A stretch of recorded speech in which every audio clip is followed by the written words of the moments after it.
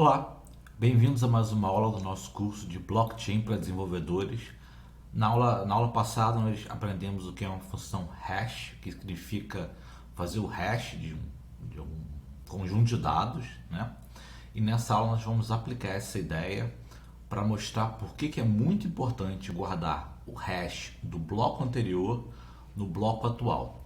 É exatamente o hash do bloco anterior que gera o encadeamento da blockchain. Blockchain significa uma cadeia de blocos. E o que faz esse encadeamento é esse hash do bloco anterior. Nós vamos ver por que isso é fundamental para dar segurança para a blockchain. Deixa eu botar o PowerPoint aqui para rodar. E vamos aqui para uma situação onde nós temos...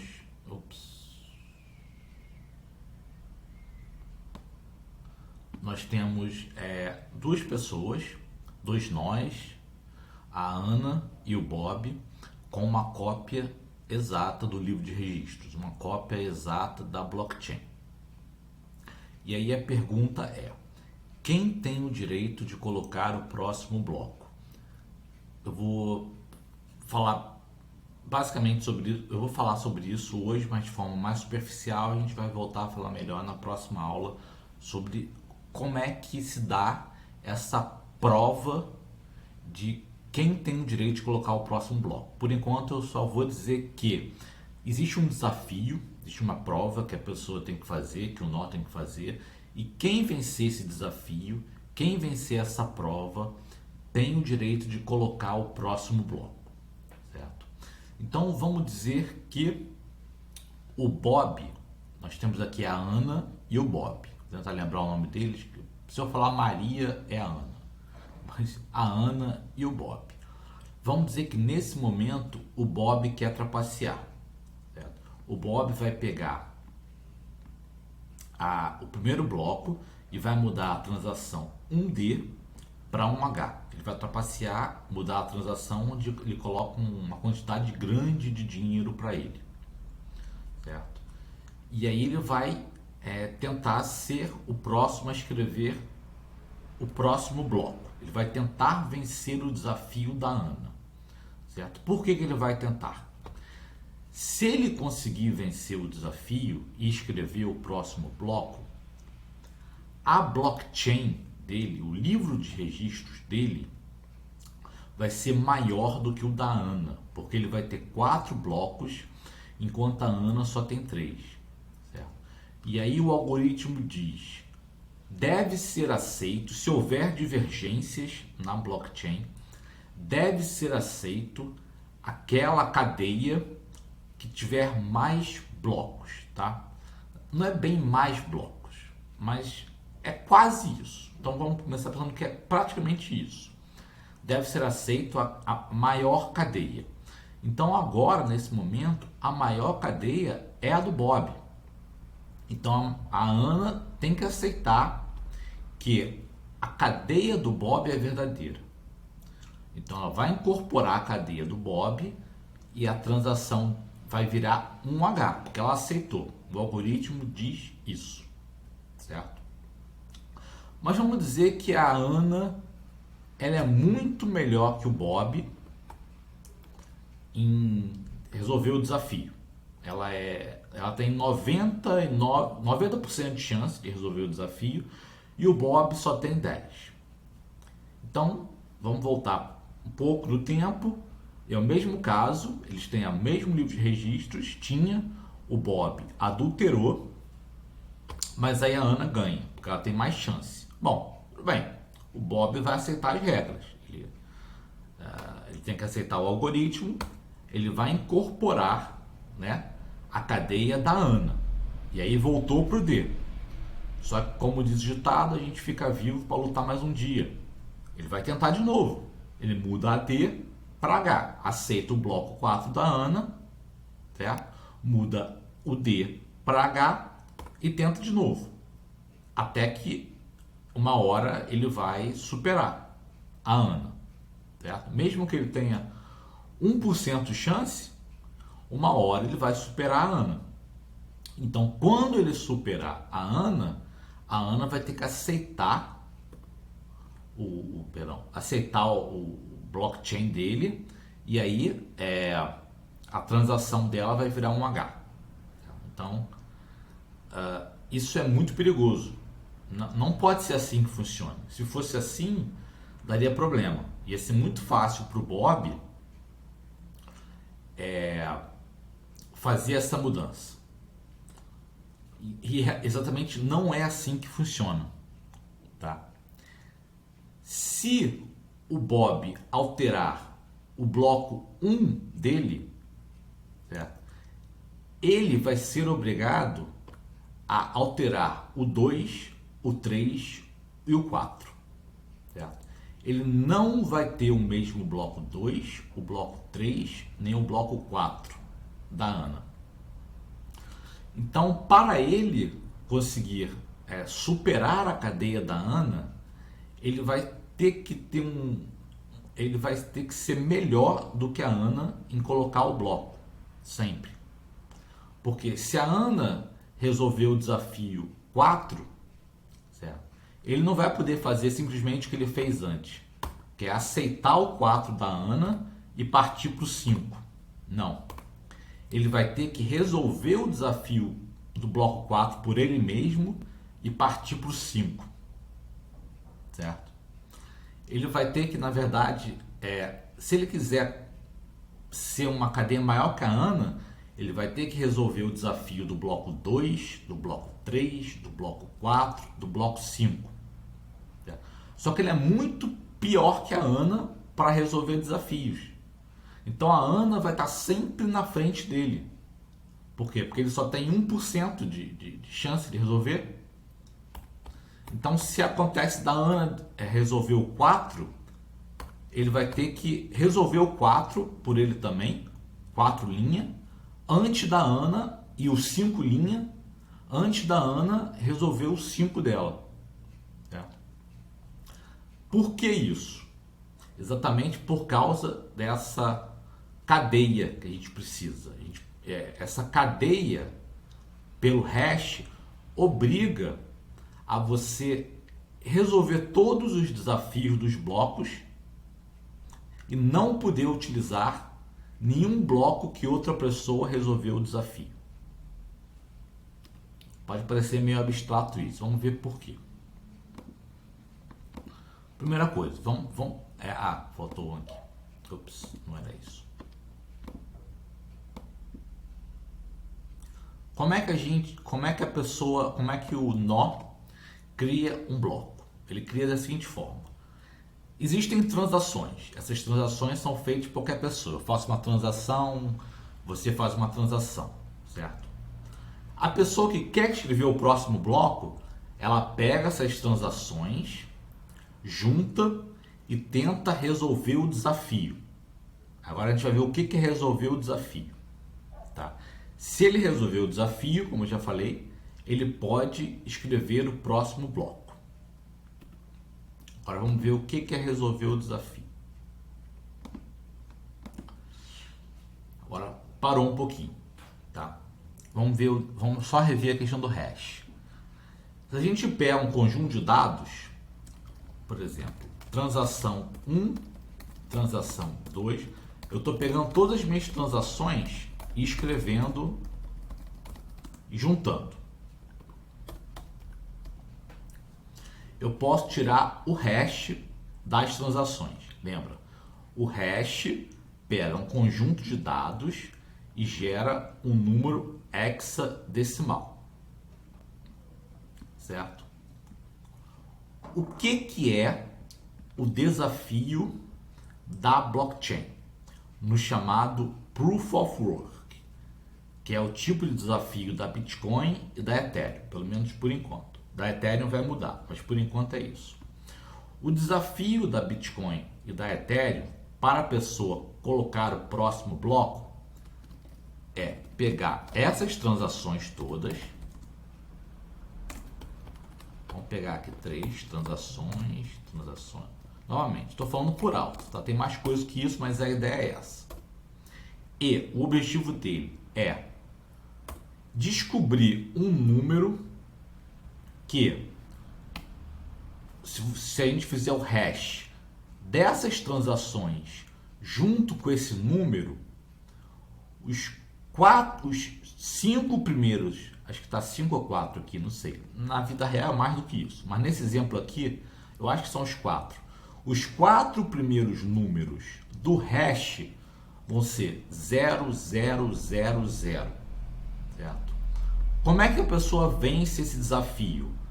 Chutando. Ele vai começar a chutar números até que ele encontre. Ó, o número 1 não deu, o número 2 não deu, o número 3 não deu, o número 4 não deu, o número 5 não deu.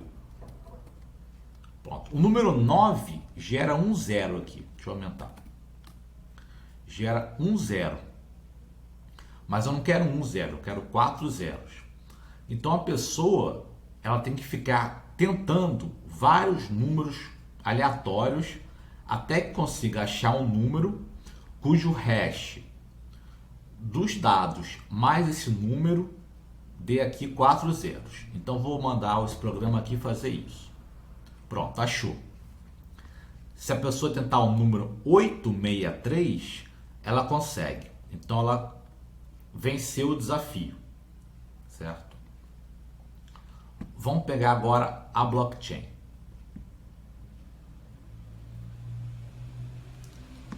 Vamos aqui tem uma cadeia de 1, 2, 3, 4, 5 blocos. Deixa eu escrever aqui, transação 1, facilitar, botar só 1, 2, 3. Vou só colocar aqui, deixa eu só repetir aqui, depois eu explico o que eu estou fazendo. Eu botei o mesmo texto, mas finge que não é o mesmo texto, são transações diferentes. Certo? Então, na primeira, o que acontece? A pessoa vai lá e vai minerar até achar um número. Achou. Certo? Agora, veja, o hash desse bloco, do bloco anterior, está no próximo bloco. Certo? E o hash que a gente tem que descobrir incorpora, não é mais só os dados e o número. O hash que eu tenho que descobrir agora é o hash. Agora, na verdade, ele é o hash dos dados, do hash do bloco anterior. Veja que eu estou incorporando o hash do bloco anterior no desafio. Certo? Então, para eu minerar, eu vou tirar o hash dos dados, do hash do bloco anterior e do número. Resolvi.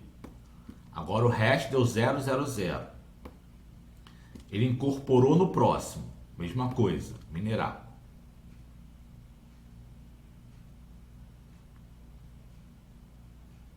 Até resolver. Resolveu. Incorporou no próximo. Minerar. Olha como eles estão se encadeando. Certo? O hash desse bloco, para resolver o desafio, eu tenho que incluir o hash do bloco anterior. Ok? Até o último.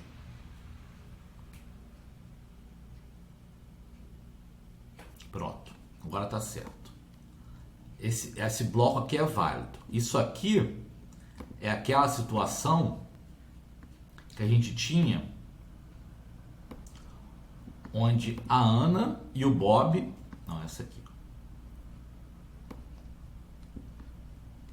Essa aqui. Eles têm o mesmo livro de registros. Certo? Ambos têm esse livro de registros. Ok? Vamos dizer agora que o Bob queira fraudar. Ele quer alterar essa transação 3. Ele quer que vire 3A. Olha o que acontece. Como existe um encadeamento, certo? Não só esse bloco atual virou inválido, porque o hash dele agora não tem mais 000, e para ser um bloco válido ele tem que ter 000, como todos os blocos seguintes viraram inválidos. Então o que o Bob tem que fazer? O Bob vai ter que minerar sozinho. Bom, ele vai ter que minerar todos os blocos novamente para incorporar a mudança que ele fez. Não basta alterar um bloco. Ele tem que alterar todos os blocos seguintes. Aqui está minerando. Alguns demoram mais que outros, porque alguns o número é menor do que outros, mas ele tem que minerar todos. Agora que ele conseguiu. Então veja, ele não pode simplesmente, como eu tinha falado, aceitar o bloco 4 da Ana, porque o bloco 4 da Ana, baseado na transação 1D, não é válido para o Bob. Os blocos 2, 3 e 4 do Bob, eles têm que ser diferentes do bloco 2, 3 e 4 da Ana, porque a transação da Ana é diferente do Bob. Duas mudanças na transação do bloco 1, vamos voltar aqui para o site. Qualquer mudança na transação do bloco 1 invalida todos os outros blocos. Eles não vão ser iguais. Então, para o Bob colocar o bloco 5, ter uma blockchain maior que a Ana, ele tem que ser melhor do que a Ana no poder de fazer blocos. Que aí sim, se ele for melhor que a Ana, ele consegue mudar um bloco e aí gerar o bloco 2 linhas, 3 linhas, 4 linhas, 5 linhas, por assim dizer, e vencer a Ana na corrida. E aí nesse caso, se ele vencer a Ana na corrida, ele tem o direito de dizer que, opa, essa minha blockchain, esse meu livro de registros é o válido. Okay? Na vida real, o Bob é uma pessoa que quer fraudar. A Ana são todos os outros nós, certo? Então, é uma corrida do Bob sozinho contra todos os outros clientes da blockchain.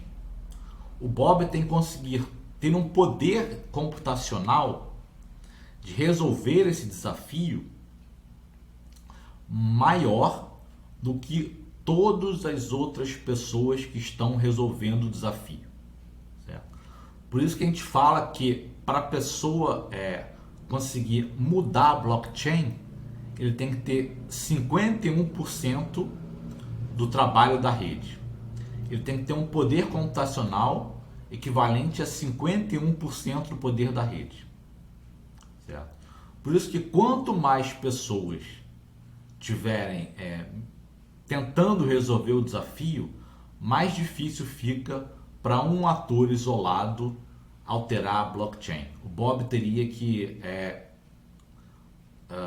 ou fazer concluio com outros mineradores, eu estou falando minerador, mesmo sem explicar direito o que é mineração, mas ele tem que fazer um concluio com outras pessoas para que aceitem o bloco dele, para que mudem a mesma coisa que ele mudou e o ajudem a validar, vencer todos os desafios seguintes.